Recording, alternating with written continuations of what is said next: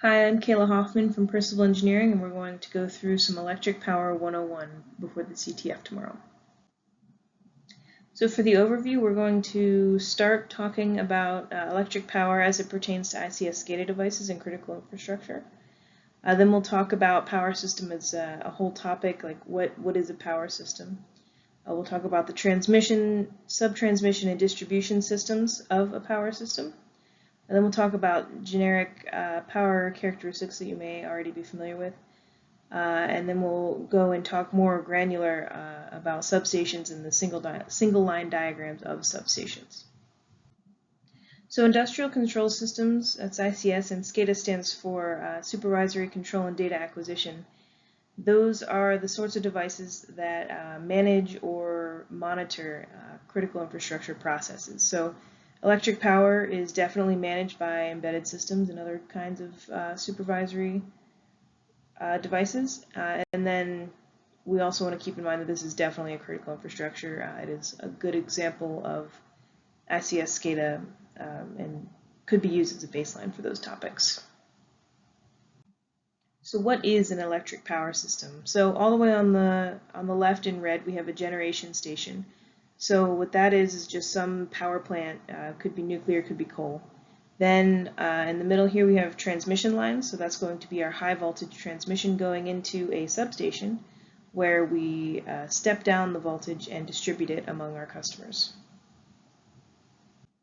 To put this into perspective, you could think of roads as a system. You have huge interstate highways that connect our states and our military bases. Then you have more local roads. So in this example, we have our California state roads, looks like 91 and 1. And then all the way down into the city block, you have very small, more manageable roads for lower volumes. So starting from the transmission lines, we're looking at much higher voltages here. Those go into the substation where they get stepped down. Then we have this kind of customer here. It's a sub-transmission customer. They will need relatively high voltages still. And then our primary customer and secondary customers. We're the secondary customers living at our house. Primary customers are still somewhat industrial, but not nearly as high-powered industrial as the sub-transmission customer. Here's a breakdown of the customers that we were supplying with the substation in that previous diagram. So higher powered industrial customers at the top. In the middle we have commercial buildings that require a lot of electricity for their HVACs. And then secondary customers are just what we have at home. So for example, like your dryer at home. So first of all, let's start with a simple AC generator. We'll start with a single phase to understand what's happening, and then we'll add in other phases until we get to 3 phases.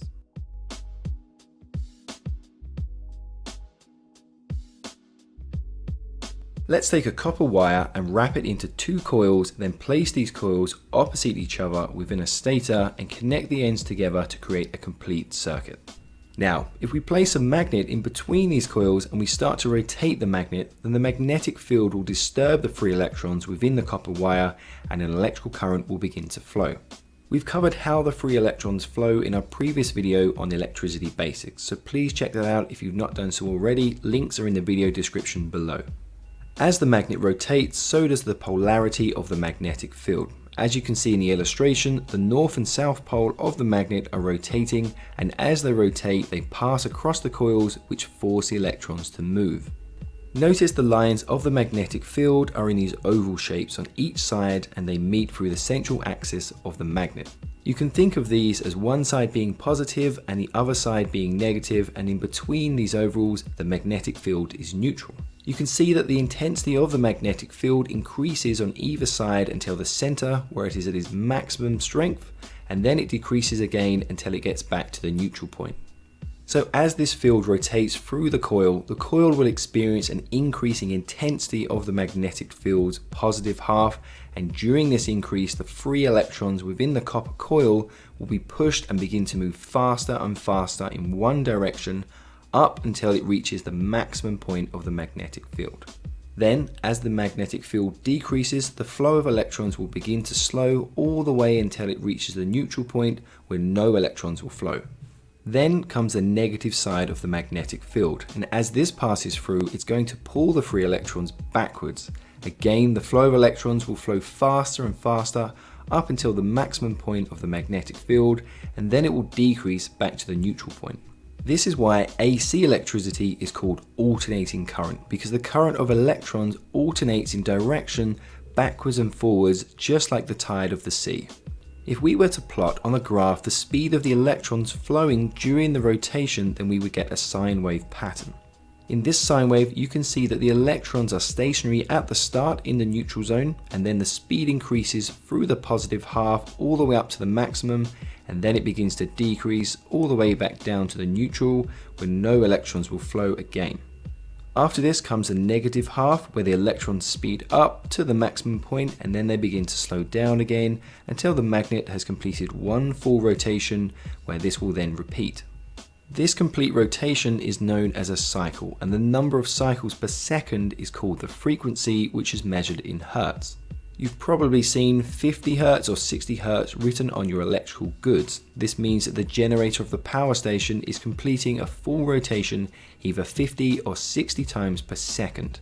So the direction of the current is therefore also changing 50 or 60 times per second also. When it is written on electrical products, this is just telling the user what type of electricity the product should be connected to. Now, coming back to the sine wave that we saw earlier, this plot of current also represents power, and if we connect a lamp into the circuit, we'll see that it will increase in brightness all the way to the peak, that maximum point, then it decreases in brightness all the way down until the neutral point where the lamp is actually off because no current is flowing. But then it will increase in brightness again as the negative half of the cycle comes through and the electrons start to flow back through in the opposite direction until again it reaches the neutral point. So, at these points in the cycle, the lamp is not producing any light, and at these points in the cycle, the lamp is not very bright, so it's not of much use. So if you're working in a room and this lighting is flickering like this, it's going to get really annoying. To improve this, we can add another set of coils or a second phase into the generator. And we can do this by placing the coils 120 degrees rotation from the first set of coils and then connect this up to another lamp. This rotation means that the coils will experience the changing intensity of the magnetic field at different points in time. The first coil reaches its maximum current and brightness, and as it decreases, the second coil will begin to increase. This has improved the lighting, but there's still a gap which will cause a flicker. So we can add in a third set of coils or a third phase, and this will mean that one of the lamps are almost always at its maximum brightness, so the lighting is nearly constant. There are still some small gaps between the phases, and you could keep adding more and more phases to fill these gaps, but this will become more and more expensive to keep running all these cables. So three phase became widely accepted as it's a good compromise between power provided and cost to build. Now in the real world, you're not going to use 3 different lamps on different phases to create lighting.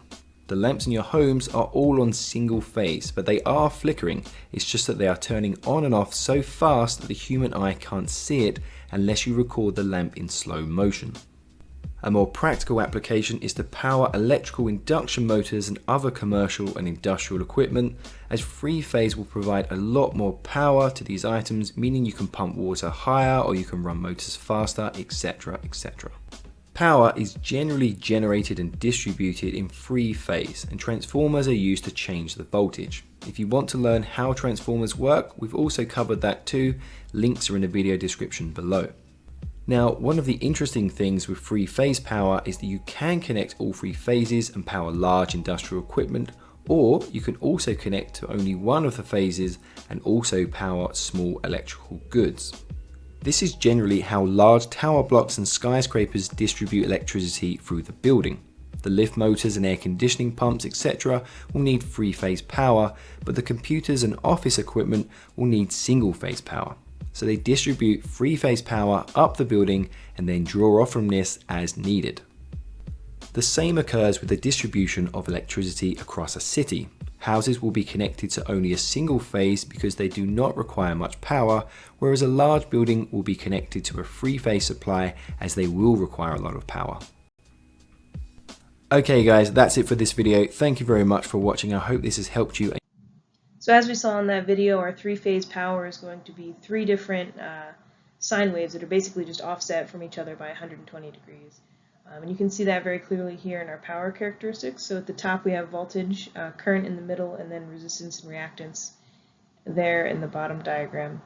You can see that these all relate to each other and interact in different ways. I'm not going to get too terribly into it for this particular application. You really don't need this for the CTF, but it is good to know what's going on behind the scenes, and just for your knowledge, this is what three-phase power will look like. So this is an analogy that's commonly used to help with understanding the relationship between voltage, current, and resistance. What we have is resistance is very similar to the size of a pipe, and then the current flowing through is very similar to the water flowing through this pipe, and then the higher pressure is kind of what's being exerted on the circuit in the form of voltage. So related to this analogy, if you think of the transmission lines, those are going to need to carry higher voltages, so they're going to need to have bigger wires with less resistance. And the distribution lines are going to have smaller wires, so there's more resistance, and they are lower voltage as well. As simple as it is to imagine, the power grid isn't just an interconnected series of wires to which all power producers and users collectively connect. In reality, the electricity normally makes its way through a series of discrete steps on the grid, normally divided into three parts: generation, or production of electricity; transmission, or moving that electricity from centralized plants to populated areas; and distribution, or delivering the electricity to every individual customer.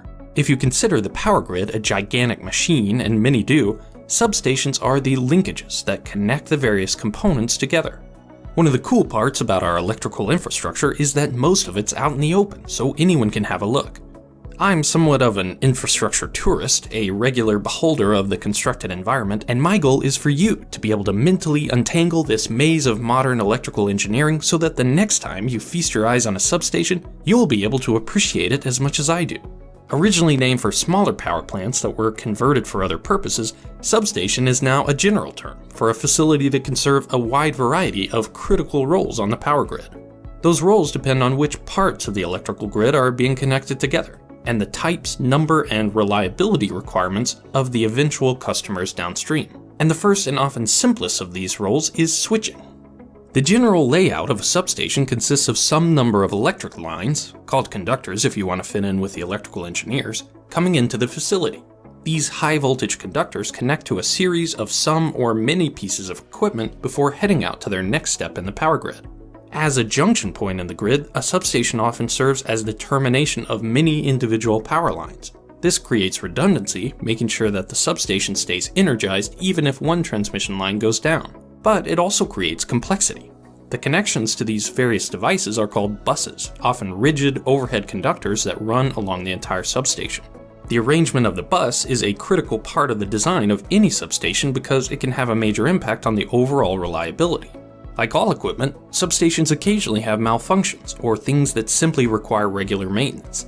To avoid shutting down the entire substation, we need switches that can isolate equipment, transfer load, and control the flow of electricity along the bus. This may seem obvious, but turning on and off high voltage lines isn't as simple as flipping a light switch. At high voltages, even air can act like a conductor, which means even if you create a break in the line, electricity can continue flowing in a phenomenon known as an arc. Not only does arcing defeat the purpose of the switch, it is incredibly dangerous and damaging to equipment.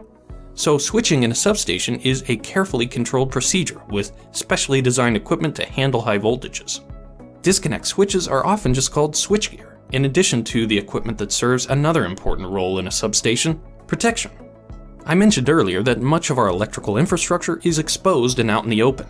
That's nice for people like me who enjoy having a look, but it also means being vulnerable to an endless number of things that can go wrong. From lightning strikes to rogue tree limbs, windstorms to squirrels, grid operators contend with so many threats to their infrastructure on a day-by-day basis. When something causes a short circuit on the power grid, also called a fault, it can severely damage power lines and other equipment. Not only that, because of the overwhelming complexity of the power grid, faults can and do cascade in unexpected and sometimes uncontrollable ways, leaving huge populations without power for hours or days. Many of the ways we protect equipment from faults are handled at a substation. One of the most common types of electrical fault is a short circuit to ground. This type of fault creates a low resistance path for current to flow and leads to an overload of power lines and equipment. The simplest way to protect against this type of fault is with a fuse, a device that physically burns out at a certain current threshold. Fuses are dead simple and don't require much maintenance, but they do have some disadvantages too. They're one-time use, and they can't be used to interrupt current for other types of faults. On the other hand, circuit breakers are a class of device that serve similar roles as fuses, but provide more sophistication for dealing with a wide variety of faults. Like disconnect switches, circuit breakers need to be carefully designed to interrupt huge voltages and currents without damage. As soon as contacts within a circuit breaker are moved apart from one another, an electrical arc forms. This arc needs to be extinguished as quickly as possible to prevent damage to the breaker or unsafe conditions for workers. Extinguishing the arc is accomplished by a material called dielectric that doesn't conduct electricity. For lower voltages, the circuit breakers can be located in a sealed container under vacuum to avoid electricity conducting in the air between the contacts. For higher voltage, breakers are often submerged in tanks filled with non-conductive oil or dense dielectric gas. These breakers give grid operators more control about how and when current gets interrupted. Not every fault is the same, and sometimes operators even know about a disturbance ahead of time and can trigger breakers early to prevent cascading failures. Many faults are temporary, like lightning strikes or swaying tree branches. A special kind of circuit breaker, called a recloser, can interrupt current for a short period of time and re-energize the line to test if the fault has cleared. Reclosers usually trip and reclose a few times depending on their programming before deciding that a fault is permanent and locking out. If electricity demand on the grid gets so high that it can't be met by the utility, substations may also be used to shed load. Rolling blackouts are used to lower the total electrical demand to avoid bigger failures on the grid. One of the most important parts on the power grid is that different segments flow at different voltages. Voltage is a measure of electrical potential, somewhat equivalent to the pressure of a fluid in a pipe. At large power plants, electricity is produced at a somewhat low voltage of around 10 to 30 kilovolts, or kV. From there, the voltages increase much higher so that it can travel along transmission lines. Using a higher voltage reduces the losses along the way, making them more efficient, but also much more dangerous. This is why overhead transmission lines are so tall, to keep them out of the way of trees and human activities. But when transmission lines reach the populated areas which they serve, it's not feasible to keep them so high in the air. So prior to distribution, the voltage of the grid needs to be brought back down using transformers located within a substation. A transformer is an extremely simple device that relies on the alternating current of the grid to function. It consists of two adjacent coils of wire. As the voltage in one coil changes, it creates a magnetic field. This field couples with the other coil, inducing a voltage. The incredible part of a transformer has to do with the number of loops in each coil. The induced voltage will be a function of the ratio of the loops. For example, if the transmission side of a transformer has 1,000 loops, while the distribution side has 100, the voltage on the distribution side will be 10 times less. This simple but incredible fact makes it possible for us to step up or down voltage as necessary to balance the safety and efficiency along each part of the power grid. The simplicity of transformers is great in a lot of ways, but it also means it can be difficult to make fine adjustments to the power leaving the substation. Because of this, many substations include equipment for monitoring and controlling the power on the grid. Instrument transformers are small transformers used to measure the voltage or current on the grid or provide power to system monitoring devices. Depending on the varying transmission and distribution losses, the voltage on the grid can also swing outside an acceptable range. Regulators are devices with multiple taps that can make small adjustments up or down to the distribution voltage on feeder lines leaving the substation toward customers. If you look closely, you can sometimes see the regulator dial indicating the tap position. All that different equipment requires lots of maintenance. The final and most important role of a substation is that it be safe for electricians and linemen to inspect, repair, and replace equipment. Substations are usually the only locations where extra high voltage power lines get close to the ground, so safety is absolutely critical. So here are some of the basic components of a substation. Some of these things are going to be indoors or outdoors, but mainly you'll have a transformer, some circuit breakers, and some control house or indoor room that will contain all of your devices that control these things. So here is an aerial view of a substation. Some of the things you can see from the sky: you've got a transformer, you can see where the high voltages are and where the low voltages are. You can see the control house, we're going to identify here in a second, the supply lines and the feeding lines. So as a hint, these right here, these lines are going to be part of your high voltage yard, and these are going to be for your low voltage yard. So how many transformers do we have? Transformers are usually really big and bulky. They have to be for higher voltages. And you can see here that we have exactly one transformer. And these little prongs here, each of those is going to correspond to one of the three phases of power. Then we have our supply lines. So if this is our high voltage yard, since I gave you that hint, you can see we have two sets of supply lines coming in. Again, each of these three is for one phase of power. So combined 3 phases, 2 sets of lines. And now our feeding line. So if this is our low voltage yard here, how many lines out do we have? So you can see quite a few. So there's 7 lines out just from those 2 coming in. So here's another picture of a substation transformer. These are pretty big, and they need to be for the higher voltages. All they're doing is stepping higher voltages into more distributable, smaller voltages. They are hard to get, with lead times up to years. You need to order them custom and have all these very specific interactions with the vendor for them.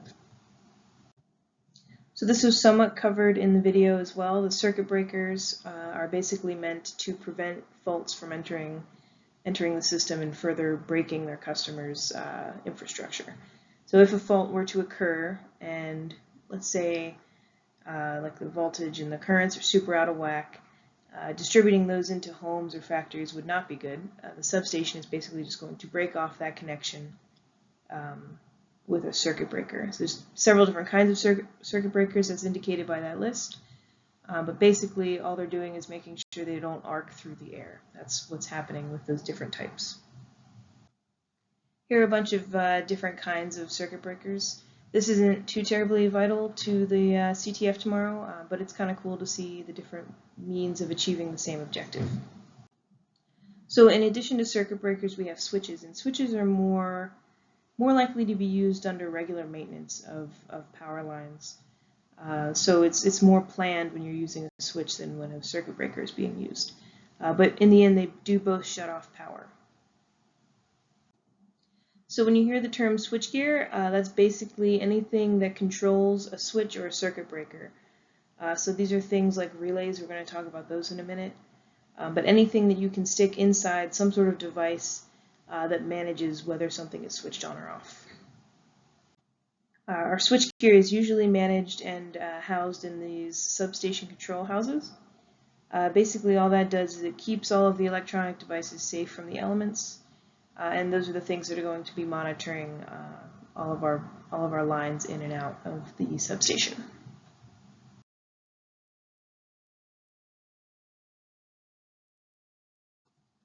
Mimic panels are something that you'll find in a substation control house. Basically all it's doing is giving you a visualization, sometimes with switches, but usually just with lights, but a visualization of the power flowing through the substation. Sometimes you'll even get like different alarm statuses, measurements of the lines, stuff like that, just another visual.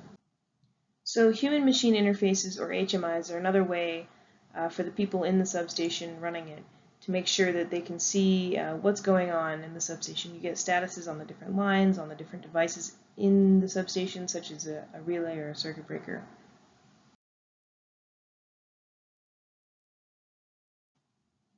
So EM relays are very specifically designed to cover a particular power fluctuation. So what they'll do is they will open a circuit breaker under a very specific condition. For this reason, you'll see that bottom bullet there. Transformer protections require a whole lot of these relays to accomplish some very basic tasks. So IED relays, or Intelligent Electronic Device Relays, are basically doing calculations. They get readings from the lines to make sure that everything's okay. But they are usually an embedded system, and they can replace 10 EM relays by imposing different protections on the same set of lines. So basically, a much more advanced version of the previous relays. So substations will have several different kinds of meters. Some of them will be on the MIMIC boards and just provide you the instantaneous readings. Some of them will store a little bit of information in case something were to go wrong. It can store the last few seconds of data. And then there's also fault recorders. So these will determine, hey, if there's an issue, if our circuit breaker tripped, we want to be able to know what's going on. That's what these guys are for. And then you have revenue meters. Those are the ones right outside your house. It'll be able to tell you how much you are consuming as a user. So an RTU is basically going to take all of the information we just talked about, all of the metering, all of the statuses within that substation, and put it in one location. And that location exists in a larger network of RTUs, which will be accessed by somebody managing the entire power grid. So somebody at the managing the power grid could go into this one particular RTU and see if this particular circuit breaker is open. So it's a very powerful tool, and it's very much a supervisory control and data acquisition device. So single line diagrams are a very comprehensive way of looking at the entire substation. Basically what we're looking at is a circuit diagram for the entire substation. These different symbols mean different things. So like this guy here is a transformer. Here we have a breaker 1, breaker 2, and different loads coming out. So these are the incoming high voltages, and these are the feeding voltages here.